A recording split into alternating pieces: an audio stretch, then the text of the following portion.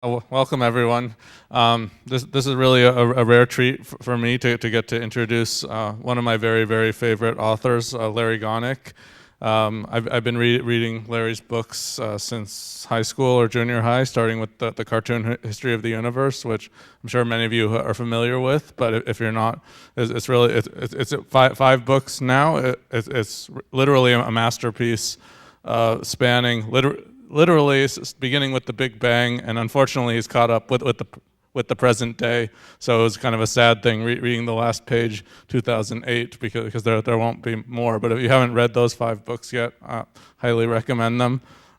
Larry's also written the Cartoon Guide to Statistics, which is relevant to a lot of statisticians here, as well as non-statisticians.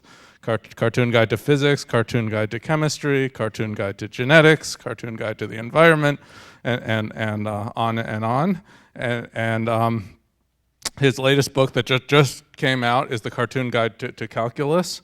And Xiaoli Meng, who is our department chair, wrote a nice blurb for that, which said, Gonick is to graphical expositions of advanced materials as Newton or Leibniz is to calculus. The difference is that Gonick has no rival, and I think that's really true. That from reading many of these books, there's just nothing like that out there anywhere else, which is just the attention to detail to not only explain the concept correctly, clearly, entertainingly, and graphically all at the same time is very special. So the format for tonight is Larry's going to give a talk and answer some questions, followed by a book signing. And I won't talk too long because I want to hear Larry. So let's all just welcome Larry Gonick. So I'm going to talk tonight mostly about how different techniques that comics can use to represent complicated, advanced information. But since we're here, I'm going to say a few words about how I got from here to there, because once upon a time I was a graduate student. Once upon a time I was a college student here.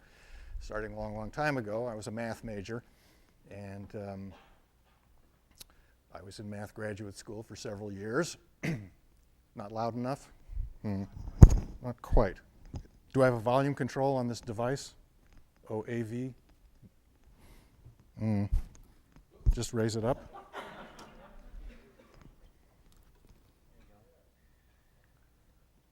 How's that?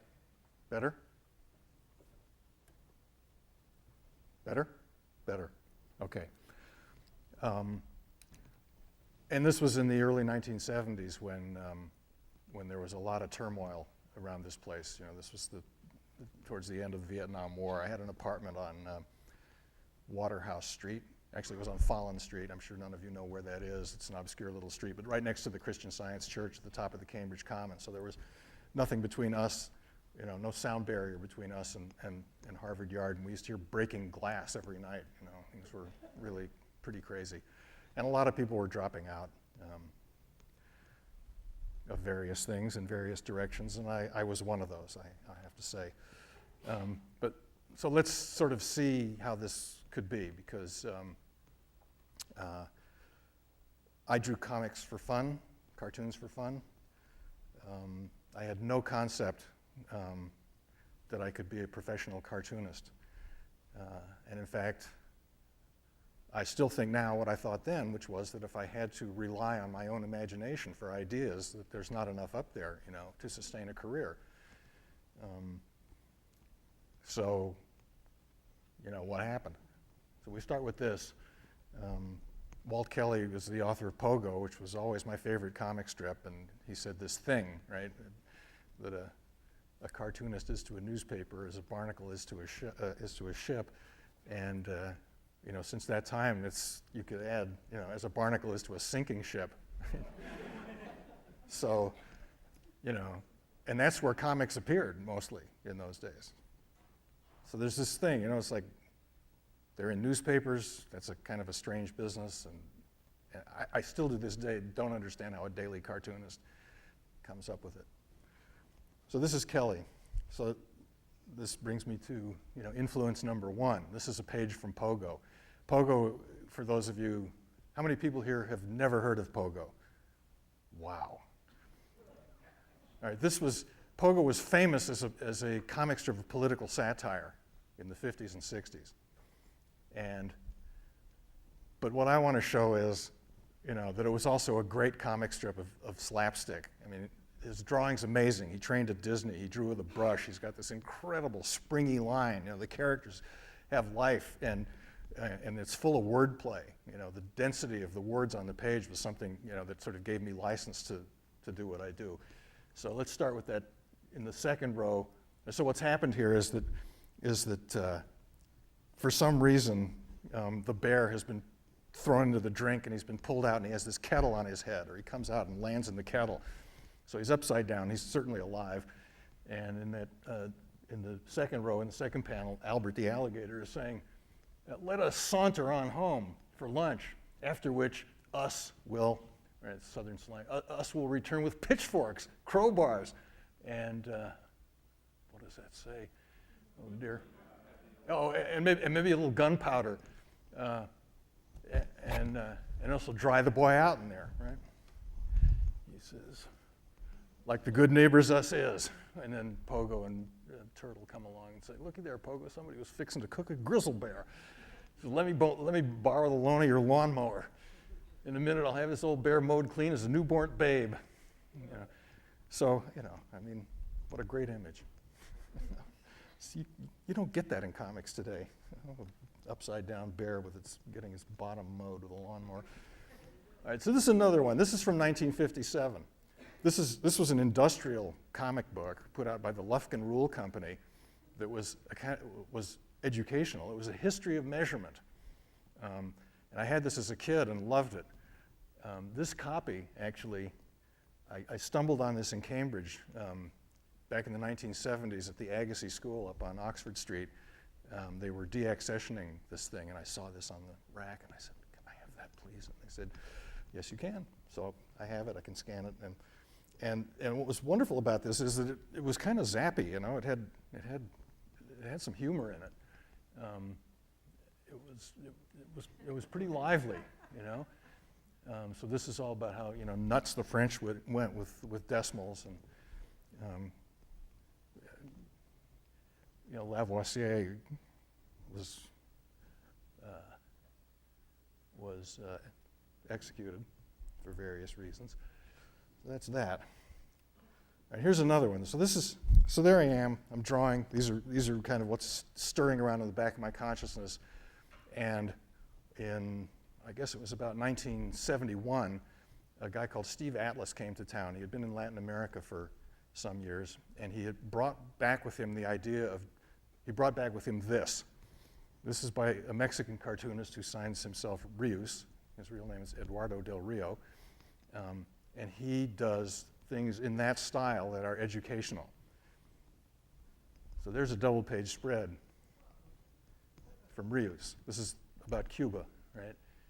So, the conquistador is saying, "Blankety blank, why the hell don't we give it a blankety blank Catholic name?" The naming of Cuba.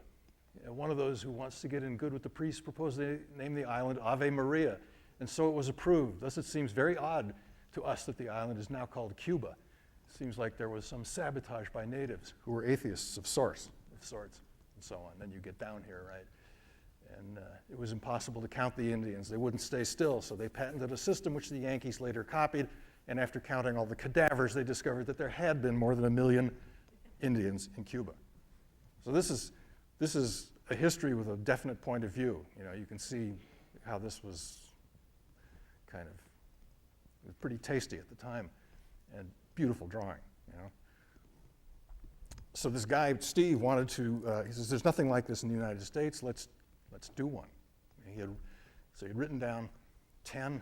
I was living over on Eustis Street. Do we know where that is? Just off Oxford Street. It's a continuation of Sacramento on the other side. And so he had written down 10 political subjects, and he picked the dullest one because he thought it needed the treatment the most, and that was tax reform. So he had written He had written the script for A Cartoon Guide to Tax Reform. This cover was done later after I learned to draw a little better. But so his brother, who I knew, referred him to me, and I started looking at this script. I thought, well, this is pretty interesting. This guy Rios is really something, and but I like this more American style. But maybe there's some, so let's do it.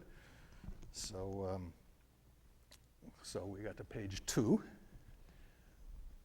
So right as far back as 700 BC, the Assyrian government was raking off a percentage of all profits from the sale of wine, timber, and slaves. This didn't sit well with the taxpayers, who chopped up one tax man and ran his partner out of town, he writes. And I thought, what are they throwing at him? Pieces of the last guy. And I thought, well, wait a minute. And the Egyptians were equally civilized. They turned over a flat 1/6 of all their produce to the tax collector, or else faced unpleasant consequences like being drawn and quartered. This is why our mathematicians invented 1/6 and 1/4. That's a math joke, right? But I swear to God, I did this page, and I thought, I can do this.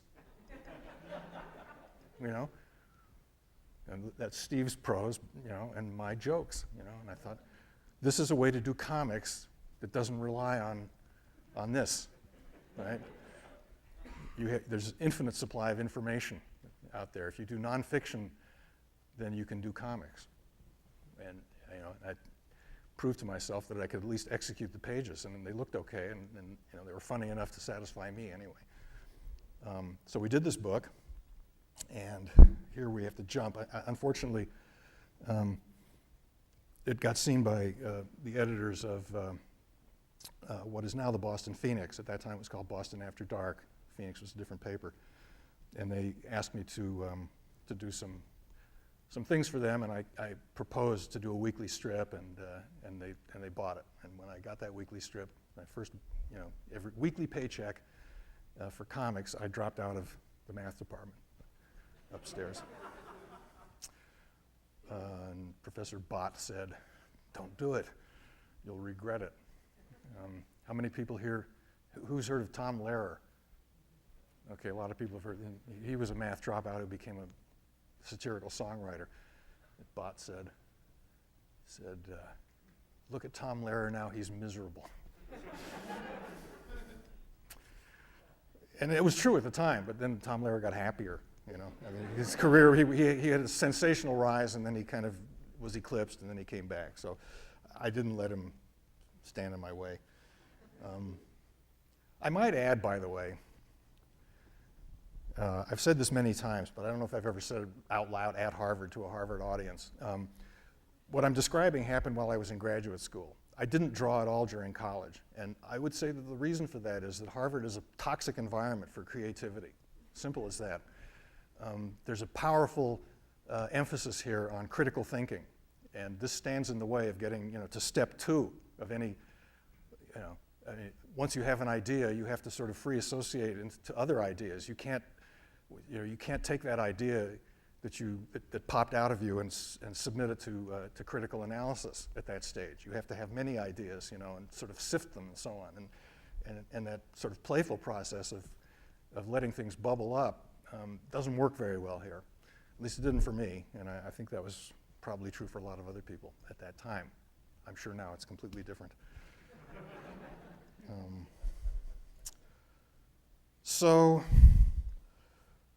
I don't have any scans of the strip that I did for the Phoenix, unfortunately.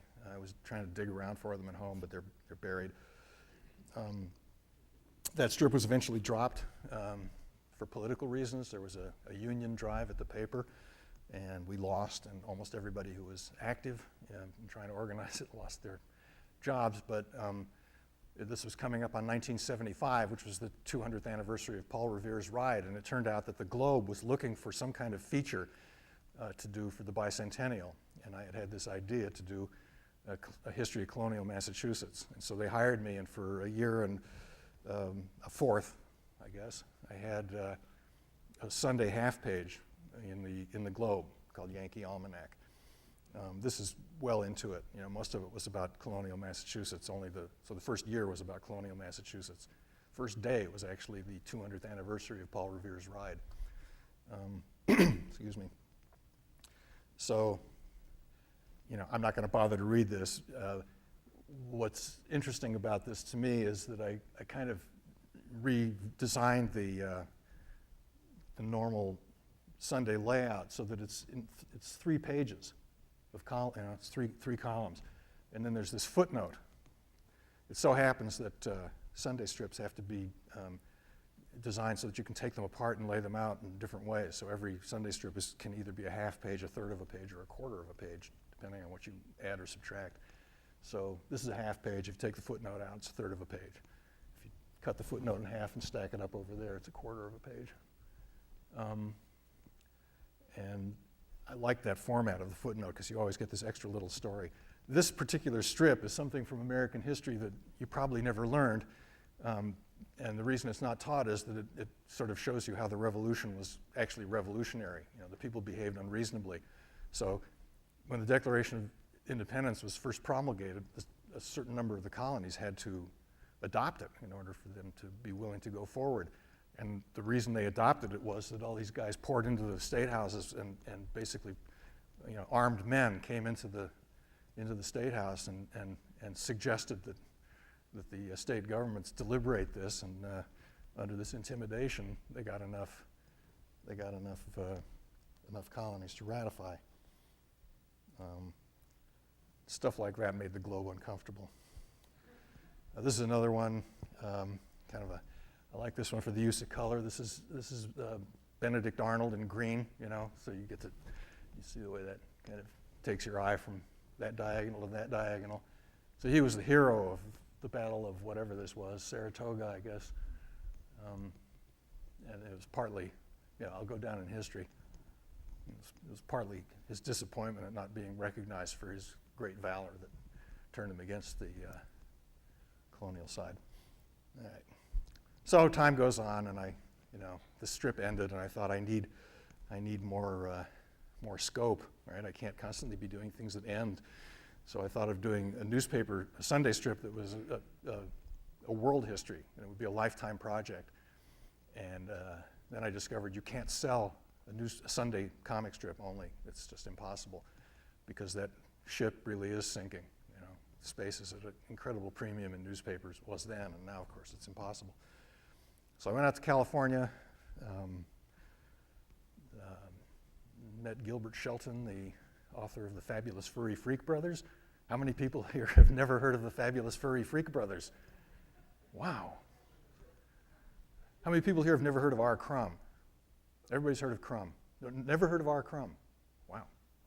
Okay. Well, Crumb still has a reputation. He publishes in the New Yorker, but this was underground comics. Ask your neighbor, about Crumb. Shelton was Crumb's equal. There were 2 or 3 who were at the top of the underground comic scene, and the Freak Brothers is the laugh out loud funny one. And he had this little comic book press in San Francisco called Rip Off Press that he was a partner of, and he looked at these history comics I did, and he said, "We'll publish your history comics." So I started doing them as comic books for them, and gradually it turned into this whole series. And these are the 5 books. The last one was Modern World Part 2. That was 2 years ago. 1,450 pages of comics, a world history. And along the way, I also did these science books. And there are a couple of books that aren't in here. There's a U.S. history and 1 or 2 others of these. So I've done a lot of stuff over time. And now I'm a barnacle on this sinking business. I don't know what the book business is doing right now, but I'm a barnacle there, hoping for interactive. Okay, so now let's see what I learned, I guess, doing all of these science and history books about how to represent these things. So now this will become a little more analytical. I always like to start with this cartoon. This is not mine. This is by an illustrator named Elwood Smith, who does this 30s cartoon style. And I own the original of this, which I bought because I thought it was kind of nice and seems to mean something, but I don't know what it is. It's this peppy little drawing, and there's something compelling about it, but we don't know what it is. And I showed this to a group at MIT a few years ago. Somebody said, "Those are graduate students." And in fact, the professor looked, maybe that's why they saw it. Their professor looked just like that. True. So now I know what it is. Now I know that it can be, here we're amongst mathematicians here. I know it can be many things because it's at least one thing, right? So this is an example of drawing something that it isn't, right? This is making a drawing that's an analogy or a stand-in or a symbol for what you're talking about. And yet, when I say they're graduate students, you know exactly what I mean, and actually it's funny, right? Because it isn't what they are. So here's some examples from me. This is from Cartoon History, or Cartoon History of the Modern World, 1 or 2, where I'm talking about John Locke, number 1, who grew up in the English Civil War when they were fighting over religion. And since I worry about that happening again, I wanted to make this point about Locke, which is when he talks about his theory of mind, what he's really trying to say is that everything that we perceive is finite. When we have religious wars, we're fighting about our certainties about the infinite. But he says there can be no certainties about the infinite. All we know is finite because that's all we sense. Anything that we think about the infinite is an inference from what we perceive about the finite. So I use the analogy, which is a familiar one, maybe even a cliche of the blind men with the elephant, and each one, perceives some different part, and since they're blind, they can't know really what this elephant is. I'll come back to this. There's another one. This is from a strip I did in Discover. Factoring is breaking the number. It's an analogy. You don't really do this here, do you? Or have they got some new techniques? No. This is from the Cartoon Guide to Calculus, the new book. Integral sign is the key to the universe. It is too. Yeah. You see the stars up in there a little bit? Yeah. This is another one from the same thing. This is about magnitudes of numbers. Calculus usually isn't taught this way, but one way to think about it is that there are some things that are so negligible you can forget about them. So we have numbers that are large, which I represent by elephants, and some numbers that are small that I represent by mice, and some numbers that are negligible, which I represent by fleas. So a negligible number is small even to a mouse. So these are allegorical representations of some kind of numbers. And then here's a page that kind of explains it to you. Everybody here taking calculus? Anybody here who hasn't taken calculus? All right, an art historian. And a mathematician's wife. So you've all seen this letter H, x plus H, right? F of x plus H. You've seen this, right? That's H. H is small. Right? H. H is small. That's a mouse. But there are things that are as small compared to H as H is compared to the elephant. And those are the things that are, those are the fleas down there. Those are important because they're small even compared to the small. We can forget about them because we're like elephants. So for example, the difference between, again, they don't teach calculus this way, but a function has a derivative if it looks like a straight line when you zoom in close enough. The difference between the tangent and the curve is a flea. When you zoom in so that you're at small scale, the thing still looks like a straight line. The difference is small even compared to smallness. Okay, so that's illustrating things with what they're not, and then now we just, more simple, easy to grasp one is to illustrate what they are. So come back to the Locke problem. This is the Hindu version of that. This is from the Bhagavad Gita in Cartoon History of the Universe 2. Another confrontation with the infinite. Anybody here never heard of the Bhagavad Gita? Never. Everybody's heard of the Bhagavad Gita? Interesting. No, I never. This is one of the Hindu classic poem about the Godhead, really. And the setup for it is, it's sort of I call it poetry sandwich, and this is a big epic about this warfare that develops between these two groups of cousins. And this guy Arjuna, who's the guy with the bow over his shoulder, is on the brink of going into battle against an enemy that's led by his cousins. And he has a moment of doubt, right? It's like a horrible thing. There's going to be all this bloody mess, and there's relatives and so on. But luckily for him, his charioteer is Krishna, who's an avatar of one of the gods. And Krishna explains to him why it's all right. Right? And the point is, this is all an illusion that you're seeing. You know, you can't base your actions based on this illusion that you see. So it's sort of like what Locke is saying. You know, it's not that it's finite; it's that it's illusory. You're not seeing the whole picture. So he says, "Can I see the whole? You know, will you show me?" And Krishna says, "Well, you know, normally we don't. It's just like too awful. But for you, I'll make an exception." So he says, "This is real."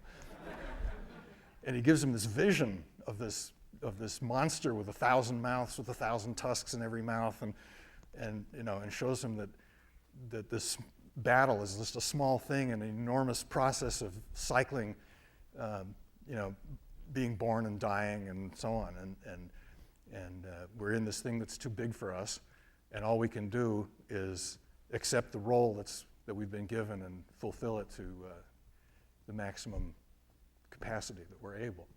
This is the Hindu ideal, actually, of how to live. And this is sort of like some posters they used to sell, you know, only the bottom part is pretty standard. It's the top that I fiddled around with a little bit. This is real. Okay. This is a little more familiar. This is from the Cartoon Guide to Genetics, illustration of the interior of E. coli with everything dropped out except the genetic machinery. And I wanted to make it look something like what it really looks like. You know, instead of abstracting it a lot, which is typical for scientific illustration, I wanted the DNA to look like DNA really looks, at least under certain configurations, and you know, ribosomes, and you know, these RNA strands have little bases sticking off of them, and it's something if you could spend some time with, you know, and you read the book, you come back and you parse it out.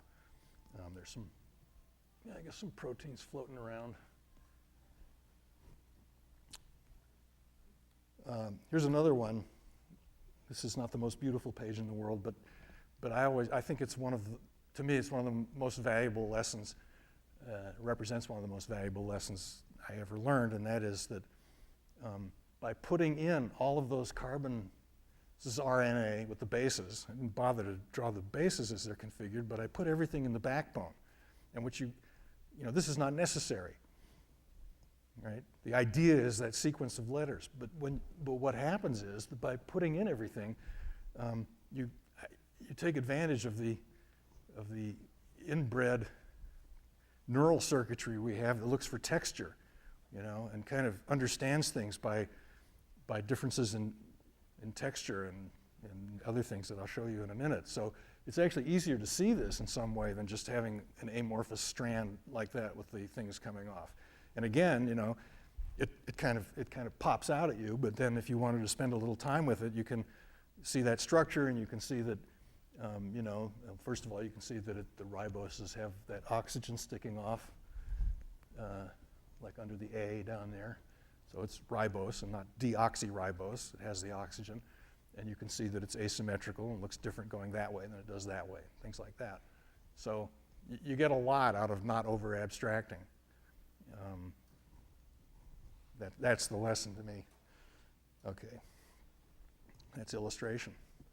And comics, this is the one that I wish I could figure out how to apply to non-comics, because this is what cartoonists do, is they make characters out of everything. So this is from the very first comic book of the cartoon history of the universe, The Evolution of Everything. I've never seen a paleontology book that talks about brontosaurus sex. Have you? And yet they did it. and you know, all of them did it, right? This is our ancestor there, the little oh no, it's like the thunder lizards are going at it again. I gotta hide. Now, there's a gesture there. It's the same thing, We have circuitry that sees faces. We see faces like this and gestures. So that gesture buys you a lot, makes it a cartoon. I mean, of course they had sex. We don't know how they did it. I bet they did it like that. These things are throughout the animal kingdom. There's another one where this is about the lungfish coming out of the water. Again, I think they probably don't teach it quite so stupidly now as they did when I was coming up. But when I was coming up, it was that was the beginning of life on land, was that the lungfish came up, right? And then I read some actual textbook that says they had to have something to eat. So here this is the spirit of the pioneer, right? On the one hand, they're venturing into the unknown, but at the other hand, they have a very magnified impression of themselves. My descendants will write the book. Don't mind this stuff. And if you can, of course, you look back on our own history and you might possibly see some parallel. This is another one. I won't go through it all, but this is from the Cartoon Guide to Chemistry, and it's an explanation of acids and bases. And the acids are things that give away protons, and bases are things that accept protons. And I'm going to whiz through this one, but if you go get the Cartoon Guide to Chemistry, I guarantee you this will explain to you what the difference between a conjugate, what a conjugate acid and base are better than any textbook you ever read. And the reason is that they're characters that you can see, and you can understand what it means to give away a proton easily or more grudgingly, and vice versa, to really want to grab one, or to kind of just sort of want to grab one. Which is the difference between strong acids and weak acids, strong bases and weak bases. This is the Cartoon Guide to Calculus. That's a function. It's an input-output device. And I think somebody at lunch today said, do you ever just use the same drawing over again, since you're in the computer? This is my one example. The one on the left is identical drawing, except the first one he's eating a 2 and the other is eating a 3. But sometimes they say it's an input-output device. It's represented as a little machine, but because it's a cartoon, it's not a machine. It's this, whatever that is. But don't worry, it's clean, abstract, numerical output if it grosses you out. Again, what does this buy you? So now you're grossed out by that, the gaseous output. So you can also think of it this way, where the numbers are lying on a line. Instead of eating the number and spitting it out the rear, it's just pointing at the number on the other line. That's a little easier to take. The same idea. And once you're doing that, you can kind of evaporate the body, and then it's just the pointing. So functions are just these things that point. It's just a bunch of arrows from one line to another.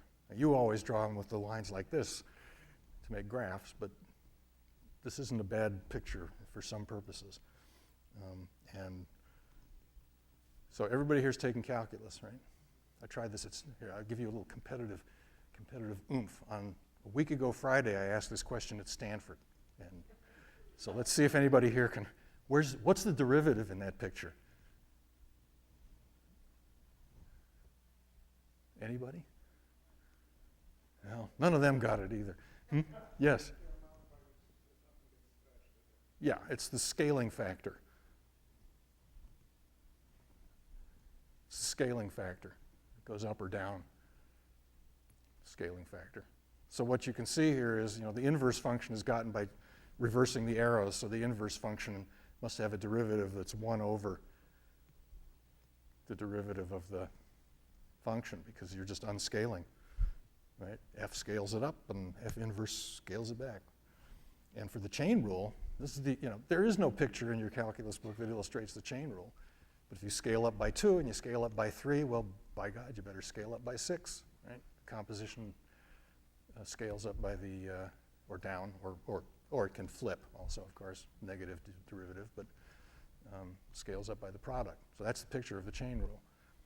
And I think there are applications that this picture is kind of useful for. If you think of signaling, some cell is sending some stream of chemicals to another cell, and it's got to respond, and you make a little change, you get a marginal effect, and so forth.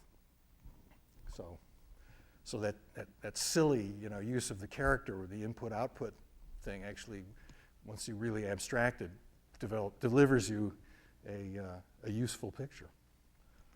Okay. Here's another one. I used to think this is the lowest form of cartooning, or the lowest form of character use, which is that you just put the character in to break up the action and sort of lead your eye around the page. So this is from the Cartoon Guide to Statistics. Probably a lot of you have seen this. And there's Sherlock Holmes, and he's not really adding much information, in that one. He's just going, ha, right? I get there and I got to think of something, and I'm a cartoonist. There has to be a drawing. But he doesn't add much except visual organization. So then there's the question, what's that worth? So here is a surprising example to me. This is an illustration from a book by David Mumford over there. It shows the topological transformation of a plane with some holes. They have a plane with some holes cut in it, and the circles are called A, big A, little b, and big B, and the idea is you're going to glue the two A's together, and you're going to glue the boundaries, that is, of the two B's together, and then what's the surface you get. And this shows you what it is. Right? This is not the original illustration, though. This is the illustration with something taken out.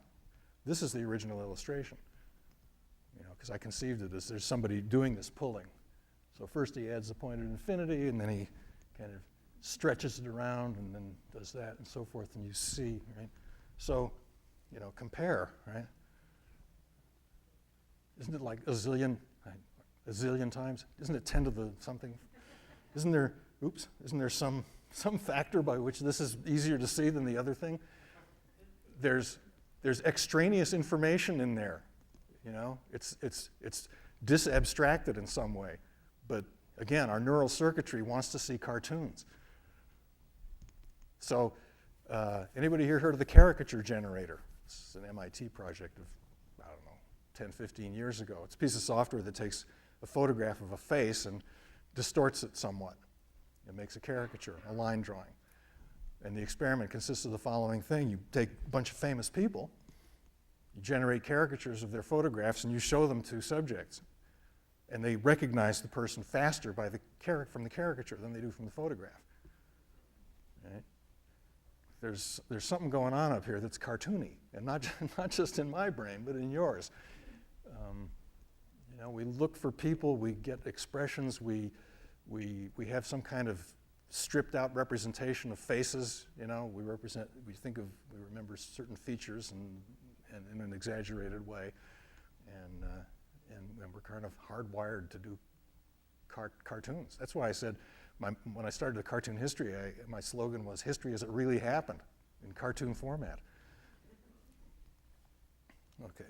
Now the other thing comics obviously do is tell stories. Any questions? Should we take a little breather? I could use one. I'll take a drink of water. Speak among yourselves. Any questions? Not yet. Think about them. We'll pick them up in a minute.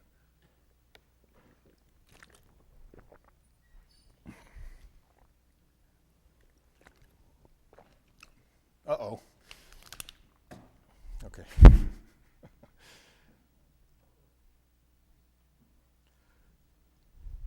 So, sequential graphics, big buzzword in comics now, the Will Eisner idea. They don't have to be sequential to tell a story. It's like the very first one. It's an allegory, but there's a story behind it. When he says graduate students, you imagine a whole little story. This is the cover of Cartoon History comic book number 4, so it's in the first collection. Story of Samuel and Saul. Obviously, there's some story implied in this single thing, right? Samuel is the prophet whose head was never touched by a razor. Saul was the king whom he anointed to be the first king of Israel. And Saul disappointed Samuel by not being bloodthirsty enough, actually. So there's this scene in the Bible where there's a certain tribe called the Amalekites that the Hebrews were commanded to exterminate whenever they made war on them. And Saul went out and tried to be, like a civilized warrior, and he took prisoners, and he brought sheep and things, and he was going to offer them up on the altar, and Samuel said, no, no, no. Obeying the word is more important than giving the sacrifices. Next time kill everything that moves. And so this sent Saul into a real spin, by the way. This is all in the book of Samuel. You can read it yourself. And so they're all freaking out and running. There's a whole story here. Here's another one. This is from Cartoon History 1. The idea being, that maybe mitosis is fun too. I just thought, again, we think we've got it so great. Well, maybe it feels good just to do that.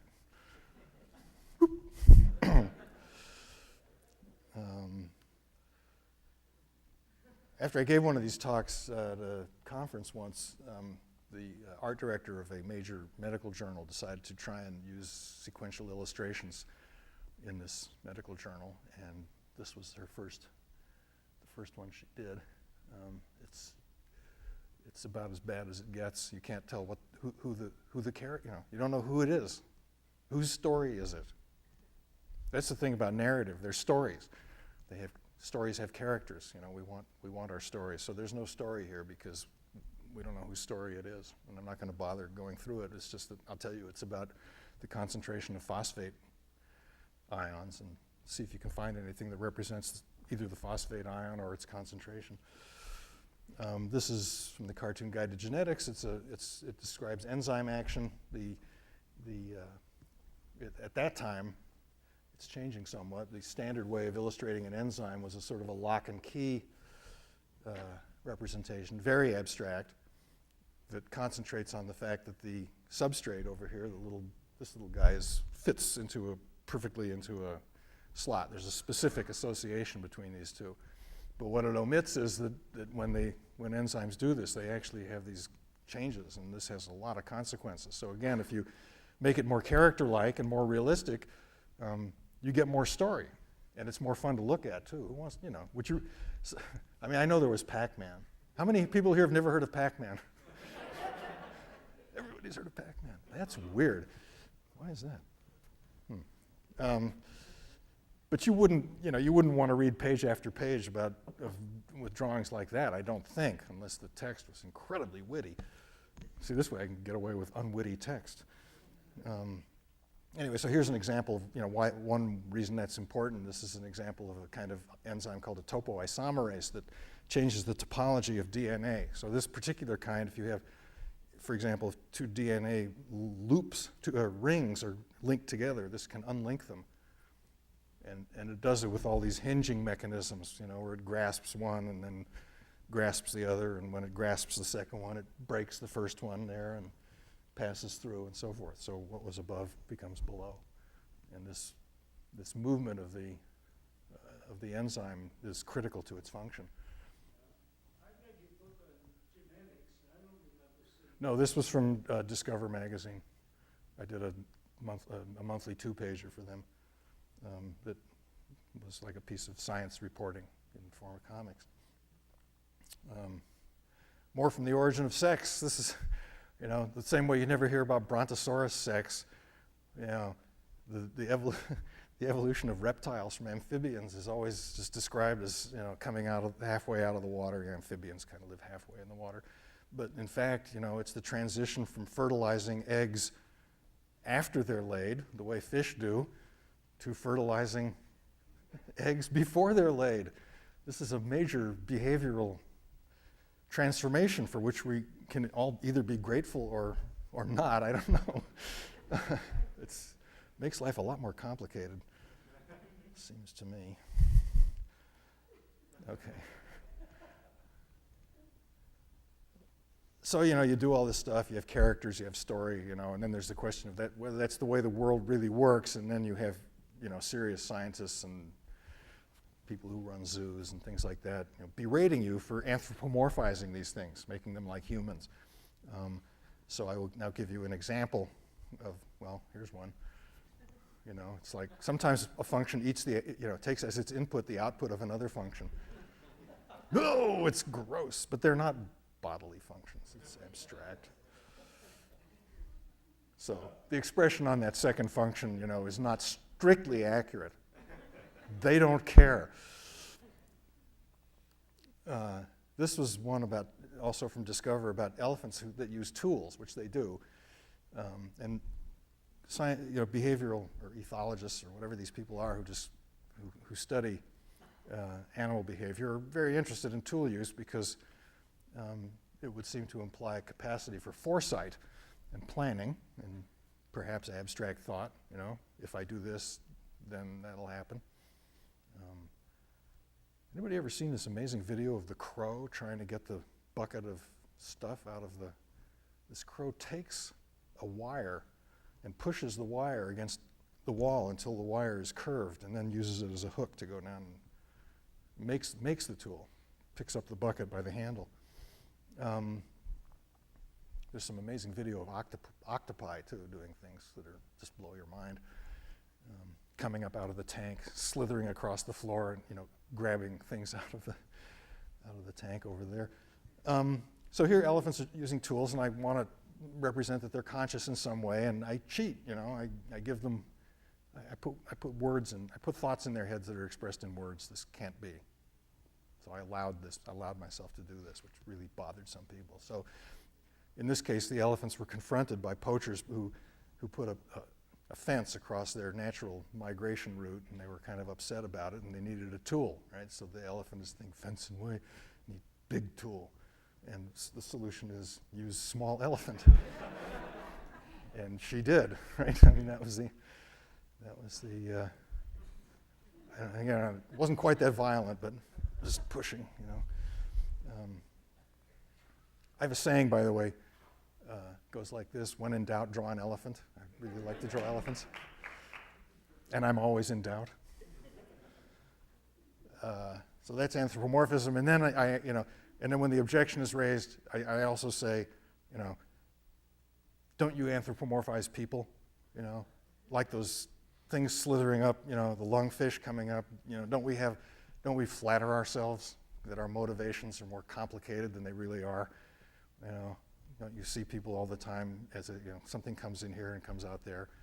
I mean, I think a lot of what we do is automatic, and a lot of things that happen in the natural world are perfectly analogous enough to talk about in human terms. That is, I think it's okay to say things want to be in some state when that can have a precise meaning of having, shall we say, maximum entropy or minimum energy, lowest energies. They want to go there. That's okay. They don't intend to go there. That's what they don't do. As long as you understand there's no intention. So, when our ancestors were at this stage of the game, who knows, right? Who knows?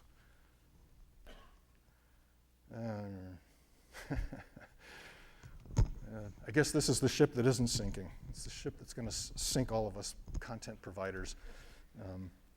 What started out as a $20 book is going to be a $5 app, and it's going to require 10 times as much work to create. We'll see.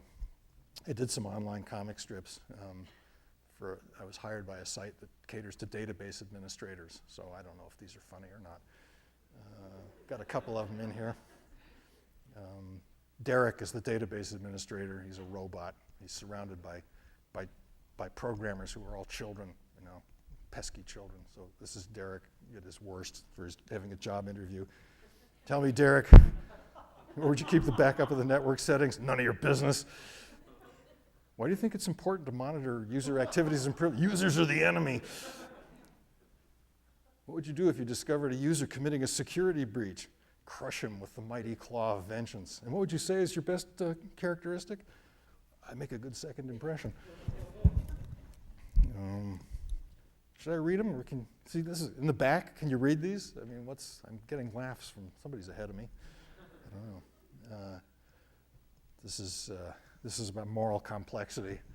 Have you been a good little girl? I don't know. I fed the hungry, but I served them endangered tuna fish. I made some people feel better by lying to them, and I offended other people by interfering when they were committing injustices. And I flipped off quite a few dangerous drivers. So tell me, was I good or bad? Whatever happened to Boolean morality? Actually, we know what happened. It's one of our candidates has it. And how much do you pay your elves, by the way? This is the one that raises the big question. I'm tired of using sheep as a medium of exchange. They're bulky and smelly and they require feeding. You have a better idea?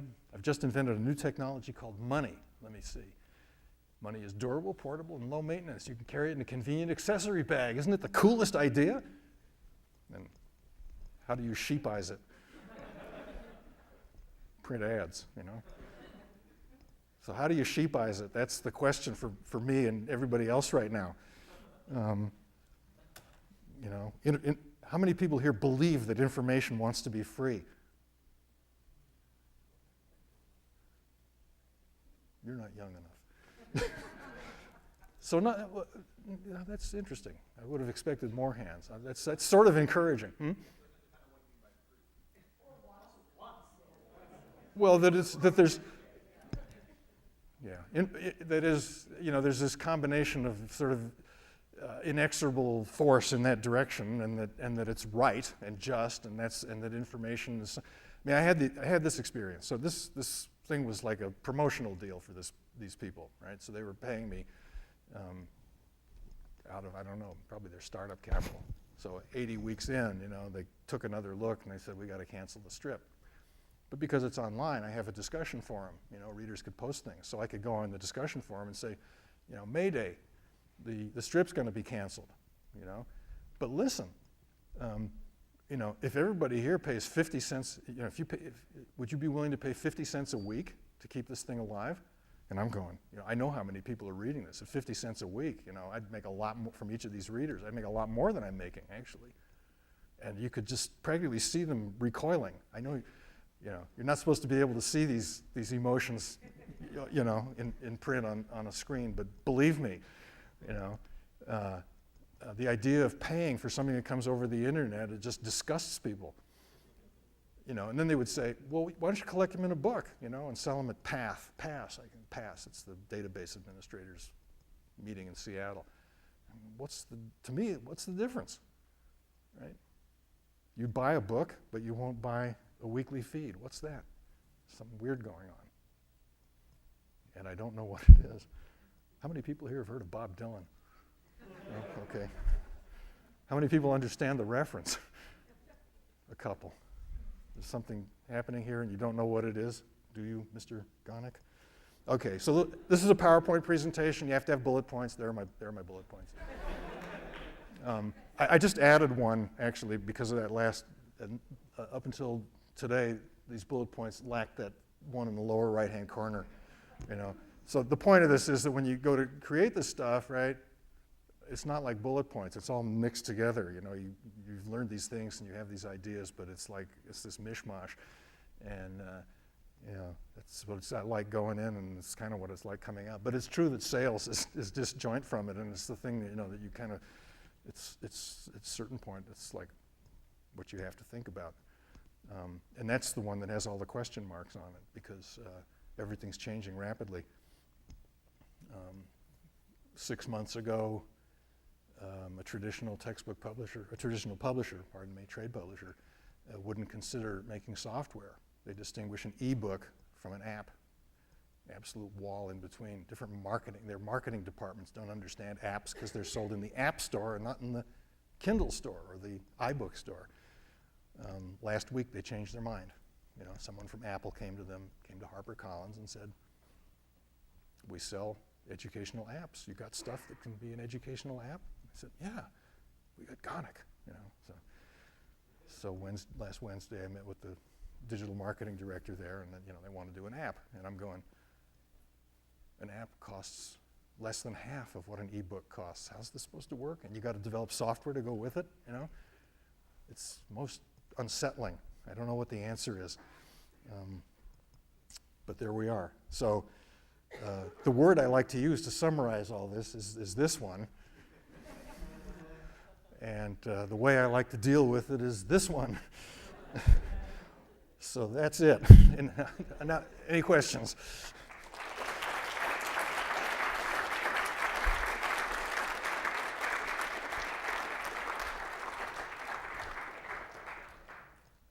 Yes, first up. So imagine a past that was better for you here as a student. What would you have added or taken away Oh my God. to help you get to where you are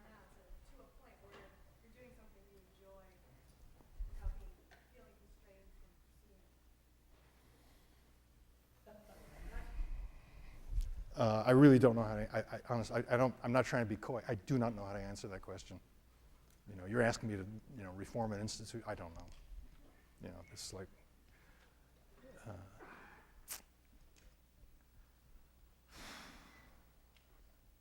maybe more engineering, you know? More practical problem solving, more generating. I mean, I spent a year at MIT about 15 years ago on there's a science journalism fellowship, you know, and there's kind of a different mentality down there, you know. It's about making stuff, and you know, no idea is too wacky over there, you know. So, you know, you get all the wacky ideas and you kind of winnow them out. So, you like that? More engineering? Yeah. That's a start. Okay. How come you started out doing history comics? I started out doing political comics, and I was doing strips. I was doing a piece. The Phoenix strip was like a very little article. They'd done some muckraking exposés, and I kind of dramatized it with humor.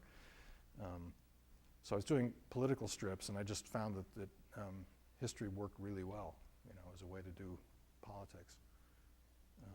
And I needed a big canvas to last all that time, and it did. It was, you know, and think of that. You know, I took something on that I thought of from the beginning as a lifetime project, and I finished it. Yeah, I thought of that. Anybody else? Yes. So when universities build a building, they try and get the donor lined up first, because nobody wants to put the money down when the building's complete and put the name on it. Okay. So I'm wondering, if you ask people online to pay for something they've been getting for free, no one wants to pay. But it's going away.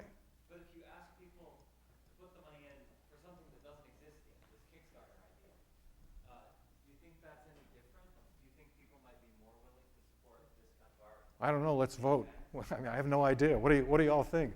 Would you be more willing to, you know? Wait a minute. There's something. Would you be more willing to put money up for something you've never seen yet, based on a proposal, than you would for something you've been, you know, following for a year, and that you were going to lose? That's the question. This is a behavioral economics question. I don't know the answer. Yeah. Well, I was going to ask you for related, for, you know, almost the same question. I was going to say, have you been following the Order of the Stick on Kickstarter? No. No, that's Oh. a strip. And So Kickstarter's a real thing. I'm sorry. that's a real thing. Okay. You know, and so a cartoonist Uh-huh. has been giving away webcomics for free. Uh-huh. You know, it's just raised, I don't know, like $2 million on Kickstarter. A cartoonist just raised $2 million?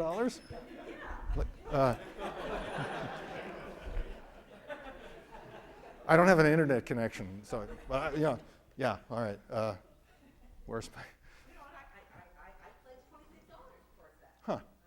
Huh. And Well, I'm glad I came back to Harvard. I finally learned something. Someone in here was, yeah. So, I mean, to this question of like how to monetize, today's world, it seems to me that when you started, or I guess more precisely, when you left the globe and you made this transition into Books, yeah. these books, you were facing a situation where there was not a viable economic model for the type of thing you did. Like there wasn't a predecessor out there, whereas there are people who have successfully monetized digital comics, and so I'm Not many. well, no, I mean that's true, but You know, I mean, I know one. So everybody here, except certain people who beyond a certain age, know XKCD, obviously. And I'm not quite sure how he makes his money, but I know he says that he does. I guess it's selling merchandise. Now, what about Kate Beaton, Hark a Vagrant? Have we seen Hark a Vagrant? Anybody here? How many people have seen Hark a Vagrant? I think that's, you know, the best comic online. And I have a slide I didn't show, you know, where her book came out and it sold well because she's been discovered. And then she didn't post for a while, and she put up this thing that says, you know, I'm trying to figure out what to do next. Nobody ever retired on doing internet comics. This is a really dicey thing, you know. So, I mean, there really aren't many. You know, I don't know, they're advertising models, and I don't like that at all. I think we may be headed partly to a sort of a Renaissance, patronage model, where because there are these huge fortunes out there, and with somebody, trying to dispose of them, and people who can't make, who can't make a half, 50 people who are trying to, sell comics for 50 cents a head, to an unwilling public, and so you go get, I don't know, Warren Buffett or somebody. Yes.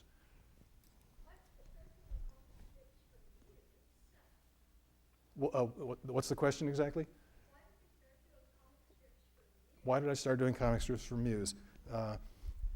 Muse is a magazine aimed at people his age, 9 to 14. How old are you?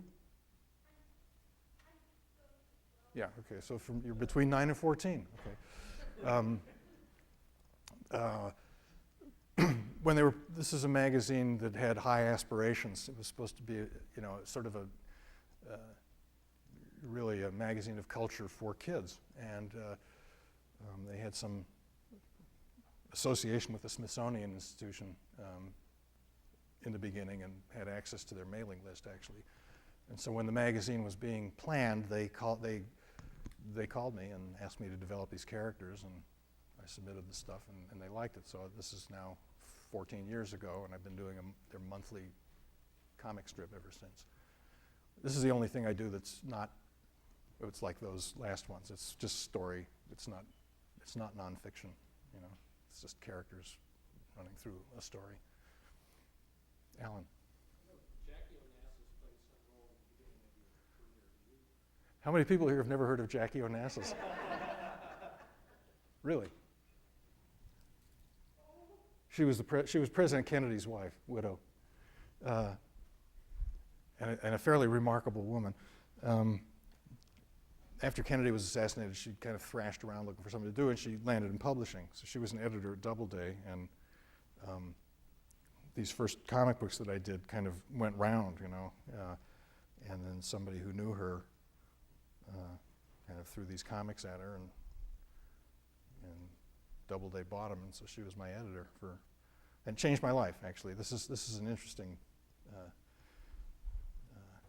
example of how there can be these sudden changes, one sudden change, obviously, is a career change where you think you're doing something and you're not happy with it, and then you find something that you really like doing, but you may not be able, it may not be sustainable. And it was quite a struggle at first because, as you said, it was an innovation in this country anyway, and but there were people who liked it. There was some guy who was on the committee of the National Science Teachers, they were high school science teachers, so they were having their convention in Atlanta, and he said, if you send us 1,500 copies of one of these comic books, I'll make sure, one goes in every packet. So there were these people who liked it. And so one of these people was somebody who knew her, and he passed it on, and she persuaded Doubleday to acquire it. And then when it came out, she pulled another string, and it got a plug in this widely syndicated column, and within 3 weeks, my life changed. The books flew off the shelves. They couldn't print them fast enough. My phone started ringing. Everybody wanted to talk to me. All these HarperCollins books, which were small format and had 2-color covers, were reissued in larger format, et cetera, et cetera, et cetera. So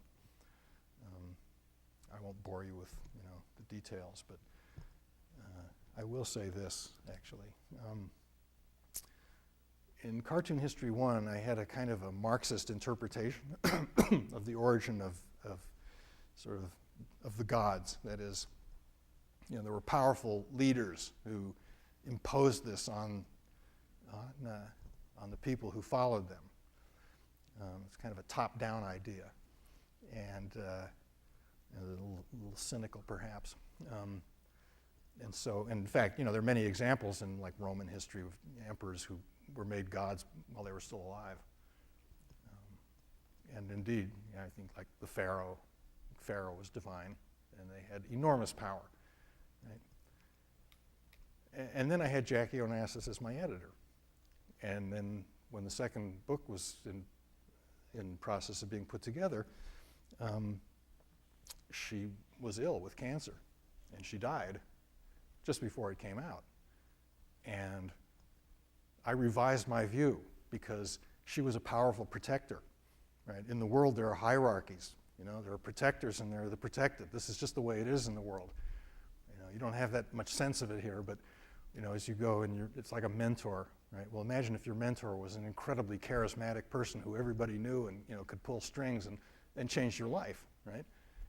And continues to be your editor. Well, when that person dies, you want that protection to continue from beyond the grave, you know? So there's a demand side to this idea too. It's not imposed, you know?